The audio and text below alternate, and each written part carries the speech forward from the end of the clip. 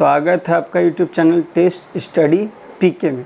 तो मैं चलिए फिर से आपको ऑब्जेक्टिव लेकर हाजिर हूँ। ठीक है, तो साइंस का ऑब्जेक्टिव है। आज मैं साइंस का ऑब्जेक्टिव आप लोग पढ़ाऊँ। समय बर्बाद नहीं करते हुए चैनल पे आप नए हैं तो चैनल को सब्सक्राइब कर दीजिएगा और दोस्तों के बीच में वीडियो को पहले शेयर कर दीजिए और लास्ट में अच्छा लगेगा तो एक लाइक कर दीजिएगा। ठीक है, तो चलिए प्रश्न की। संगमरमर का रासायनिक सूत्र क्या है? बोल रहा है कि संगमरमर का रासायनिक सूत्र क्या है, ये बताइए कि संगमरमर का रासायनिक सूत्र क्या है। CaCO3 MgCO3 CHCO3 का 3 और उसका होल ट्वाइस MgHCO3 उसका होल ट्वाइस। तो बताइए कि संगमरमर के क्या होता है। तो संगमरमर के क्या होता है? CaCO3 क्या होता है? CaCO3 CaCO3 इसको कैल्शियम कार्बोनेट भी कहते हैं। इसको क्या कहते हैं? कैल्शियम कार्बोनेट भी कहते हैं। क्या कहते हैं? कैल्शियम कार्बोनेट भी कहते हैं। कोई दिक्कत? संगमरमर का सूत्र क्या है? Calcium carbonate. आगे COOH अभिक्रियाशील मूलक का क्या नाम है? तो COOH देखिए, CO को कीटोन कहते हैं। CO क्या कहते हैं? कीटोन। एल्डिहाइड का होता है CHO होता है, कीटोन का CO होता है। ठीक है, कीटोन का CO, एल्डिहाइड का CHO। ये किसका है? ये है आपको कार्बोक्सिलिक अम्ल। कार्बोक्सिलिक अम्ल याद रखिएगा। ठीक है, COOH क्या है? कार्बोक्सिलिक अम्ल है। कीटोन का होता है CO, एल्डिहाइड का होता है CHO। तो पूछा कि COOH अभिक्रिया मूलक को क्या कहते हैं? तो देखिए यहाँ कीटोन एल्डिहाइड अम्ल। तो क्या है? ये अम्ल है। क्या है? ये अम्ल है। कोई दिक्कत? ये क्या है? अम्ल है। कोई दिक्कत? प्रकाश संश्लेषण क्रिया में ऑक्सीजन बाहर निकलता है। बोल रहा है प्रकाश संश्लेषण होता है तो जो ऑक्सीजन है वो कैसे निकलता है? तो प्रकाश संश्लेषण आपको जानकारी को बताता है किस में होता है? पादप में। यानी प्रकाश संश्लेषण पेड़ पौधा में होता है। प्रकाश संश्लेषण किस में होता है? पेड़ पौधा में होता है। तो पेड़ पौधा के अंदर से ऑक्सीजन कैसे निकलता है? ठीक है, कैसे निकलता है तो वो पूछ रहा है। जल से, CO2 से, ग्लूकोज से या डिओजोम से? बताइए कि कैसे निकलता है। तो जल के माध्यम से निकलेगा। क्या चीज़ के माध्यम से निकलता है? जल के माध्यम से ऑक्सीजन निकलता है। किसके माध्यम से? जल, यानी H2O के माध्यम से। ठीक है, H2O के माध्यम से प्रकाश संश्लेषण में क्या करता है? ऑक्सीजन बाहर निकलता है। कोई दिक्कत? नेक्स्ट देखिए, ग्लूकोज का सूत्र आपको बताते हैं। ग्लूकोज का सूत्र, किसका सूत्र? ग्लूकोज का सूत्र होता है C6H12O6। ठीक है, आपको पूछे ग्लूकोज का सूत्र क्या है? तो C6H12O6 यानी C6H12O6। ठीक है, ये ग्लूकोज का सूत्र है। ठीक है ना, कोई दिक्कत? आगे मैग्नीशियम पाया जाता है। नेक्स्ट है, पूछ रहा है कि मैग्नीशियम पाया जाता है। किसमें मैग्नीशियम पाया जाता है? तो पहला है क्लोरोफिल में, लाल रक्त कण में, वर्णी लवक में या श्वेत रक्त कण में? तो बताइए कि किसमें मैग्नीशियम पाया जाता है? तो किसमें पाया जाता है? क्लोरोफिल में। क्लोरोफिल में क्या पाया जाता है? मैग्नीशियम। क्लोरोफिल में क्या पाया जाता है? मैग्नीशियम। ठीक है, लाल रक्त कण में क्या पाया जाता है? बताइए, लाल रक्त कण में क्या पाया जाता है? जो लाल रक्त कण है यानी रेड ब्लड सेल, लाल वाला जो खून है उसमें क्या पाया जाता है? तो बताइए लाल रक्त कण में। तो लाल रक्त कण में लोहा पाया जाता है। लोहा, जिसको Fe कहते हैं या आयरन लिखल रहेगा। ठीक है, तो लाल रक्त कण में पाया जाता है लोहा यानी Fe, यानी उसी को कहते हैं आयरन। ठीक है, तो हमारा लाल रक्त कण में रेड ब्लड सेल में आयरन पाया जाता है। ठीक है ना। क्लोरोफिल में क्या पाया जाता है? मैग्नीशियम। आगे इंसुलिन की कमी के कारण रोग होता है। बोला कि शरीर में इंसुलिन का कमी हो जाए तो कौन सा रोग होगा? ठीक है, तो आपको बताते हैं, यदि शरीर में इंसुलिन का कमी हो जाता है ना तो शर्करा अधिक खून में बनने लगता है।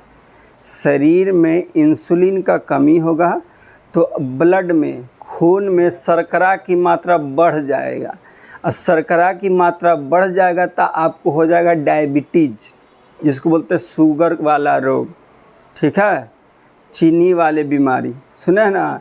तो आपके शरीर में इंसुलिन का कमी होगा तो शर्करा की मात्रा खून में बढ़ जाएगा, आप डायबिटीज पीड़ित हो जाएगी, बीमारी हो जाएगी। तो यहाँ बोला है वही कि इंसुलिन की कमी के कारण कौन सा रोग होगा, तो कौन सा रोग होगा, मधुमेह। कौन सा रोग होगा, मधुमेह। ठीक है, इंसुलिन की कमी के कारण कौन सा रोग होगा आपको, मधुमेह होगा। घेंघा रोग किससे कमी से होता है, आयोडीन की कमी से। आयोडीन की कमी से क्या होता है, घेंघा रोग। ठीक है, शरीर में आपका यदि आयोडीन कम जाएगा तो थायराइड ग्रंथि बढ़ जाता है।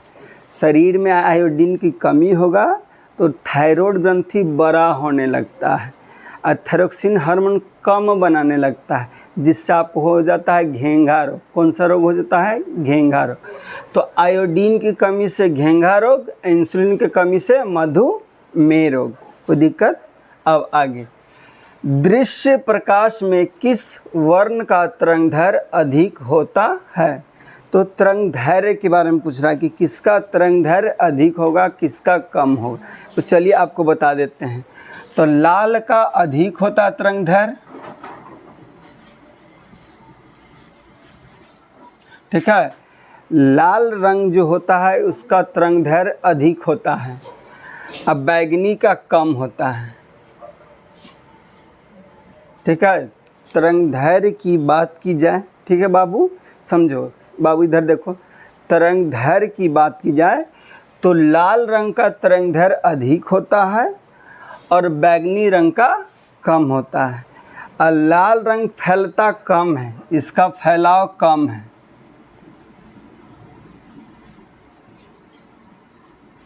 यानी दूर जाएगा, यहाँ से बाड़िएगा लाल रंग को ना तो ज़्यादा दूर तक जाएगा, यानी फैलेगा ज़्यादा नहीं। यही ये अधिक फैलता है।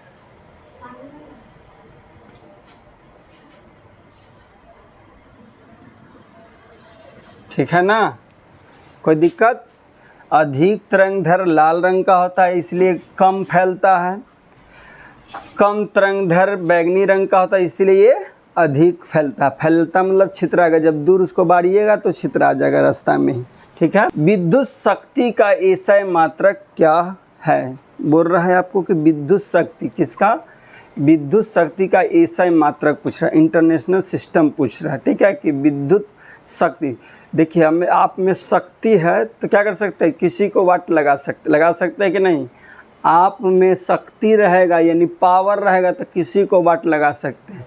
तो शक्ति का ऐसा मात्रक वाट होता है, यानी पावर है तो किसी को क्या करिएगा, वाट लगा सकते हैं। तो शक्ति का ऐसा मात्रक क्या है, वाट। शक्ति का ऐसा मात्रक क्या है, वाट है। ठीक है, अब वोल्ट किसका है, विभव का। विभव का ऐसा मात्रक क्या होता है, वोल्ट। ठीक है, विभव का ऐसा मात्रक पूछे तो क्या होता है, वोल्ट होता है। ठीक है, विभव का ऐसा मात्रक वोल्ट या विभवांतर। ठीक है, विभव का ऐसा मात्रक पूछे तब भी वोल्ट, विभवांतर का ऐसा मात्रक तब भी वोल्ट। शक्ति का मात्रक क्या होता है, वाट होता है। ये ऊर्जा का ऐसा मात्रक है, ऊर्जा का ऐसा मात्रक क्या होता है, जूल। अभी आवेश का ऐसा मात्रक, आवेश। ठीक है, कोई दिक्कत। आवेश का ऐसा मात्रक कूलाम्ब होता है, ऊर्जा का मात्रक जूल होता है, विद्युत शक्ति का मात्रक वाट होता है और विभव या विभवांतर का ऐसा मात्रक वोल्ट होता है। कोई दिक्कत नहीं ना, अच्छा से कॉपी में राइट डाउन कर लो बउआ, ठीक है, नहीं तो बाद में दिक्कत होगा। विद्युत बल्ब का तंतु बना होता है। देखिए बल्ब, पीला वाला बल्ब देखे हैं, ऐसा पीला वाला बल्ब रहता है, देखिएगा।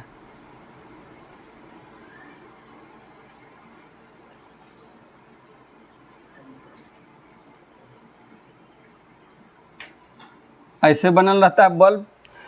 तो तंतु इसको कहते हैं, ये वाला जो भाग है ना, ये वाला आपको दिख रहा है, इसको तंतु कहते हैं। तो ये बल्ब हुआ, बल्ब का ये तंतु हुआ, ये वाला भाग। तो किसका बना होता है, वही पूछ रहा है कि विद्युत बल्ब का तंतु बना होता है, ये वाला किसका बना होता है। तो किसका बना होता है, आपको बताना है ये टंगस्टन का बना होता है। किसका बना होता है? टंगस्टन का। कोई दिक्कत? किसका बना होता है? टंगस्टन का। हम रट लीजिए, जो पीला वाला बॉल होता है ना, देखे होंगे पीला वाला बॉल, ठीक है, रहता तो हम आपको दिखा देते। पीला वाला बॉल होता है, उसमें इस टाइप का लगा हुआ रहता है ये तंतु, ठीक है, ये किसका बना होता है? टंगस्टन का बना। फिर पूछता है कि हीटर, ठीक है, विद्युत हीटर में पूछता है कि विद्युत हीटर में क्या रहता है, ठीक है, हीटर में क्या होता है? नाइक्रोम, ठीक है। विद्युत हीटर में क्या लगा हुआ रहता है? विद्युत हीटर रहेगा, विद्युत हीटर है तो उसमें क्या रहेगा? नाइक्रोम लगा हुआ रहता है। याद एकदम कर लीजिएगा, एकदम रट लीजिए कि विद्युत हीटर में क्या रहता है? नाइक्रोम रहता है, ठीक है। विद्युत के बल्ब में फिलामेंट क्या चाहिए? फिलामेंट पूछे या तंतु पूछे? फिलामेंट पूछे या तंतु पूछे तो किसका रहता है? टंगस्टन का, ठीक है। तो आई श्योर कि आपको समझ में आ रहा होगा, अच्छा समझ में आ रहा होगा। तो एक क्वेश्चन और लेते हैं, चलिए देखिए। नाभिकीय ऊर्जा प्राप्त करने हेतु आवश्यक है। पूरा नाभिकीय ऊर्जा प्राप्त करने के लिए क्या जरूरी है? हमें नाभिकीय ऊर्जा प्राप्त करने के लिए क्या चाहिए? हीलियम चाहिए, क्रोमियम चाहिए, यूरेनियम चाहिए या एल्युमिनियम चाहिए? तो क्या चाहिए? यूरेनियम। क्या चाहिए? यूरेनियम और थोरियम। यूरेनियम और क्या चाहिए? थोरियम, ठीक है। क्या चाहिए? यूरेनियम और थोरियम चाहिए। नाभिकीय ऊर्जा प्राप्त करने के लिए यूरेनियम और थोरियम चाहिए। आई श्योर कि आपको ये पसंद आ रहा होगा, ठीक है, आपको अच्छा लगा होगा। वीडियो अच्छा लगा तो दोस्त के बीच में शेयर कर दीजिए। नए हैं चैनल पे तो चैनल को सब्सक्राइब कर दीजिए। अच्छा लगा तो एक लाइक दीजिए और कमेंट करके अपना सुझाव ज़रूर बताइए कि अच्छा बता रहे हैं या ख़राब। अच्छा नहीं तो परिवर्तन मैं अपने आप में करूँगा, ठीक है। तो जय हिंद, जय भारत।